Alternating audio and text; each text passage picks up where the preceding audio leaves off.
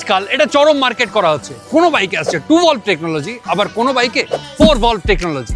কিন্তু কি এই ভলভ টেকনোলজি, আর এটা কি কাজেই বা লাগে? আসুন আগে বুঝে নিই ইঞ্জিন ভলভটা আসলে কি। ইঞ্জিনের ভলভকে তুলনা করা যেতে পারে ঠিক ইঞ্জিনের দরজার মতো।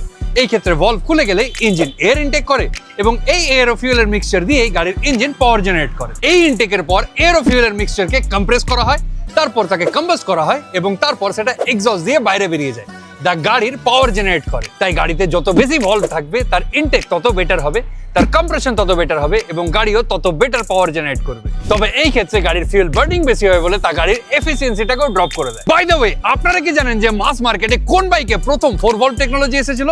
নাম জানা থাকলে কমেন্টে জানান। আর বাংলায় এরকমই অটো রিলেটেড কন্টেন্ট আরো দেখতে চাইলে আমাদের চ্যানেলটাকে ফলো ও সাবস্ক্রাইব করে দিন। আর ভিডিওটা ভালো লাগলে লাইক করে শেয়ার করুন সেই বন্ধুর সাথে যে 2V আর 4V এর মধ্যে ডিফারেন্সটাই জানে না।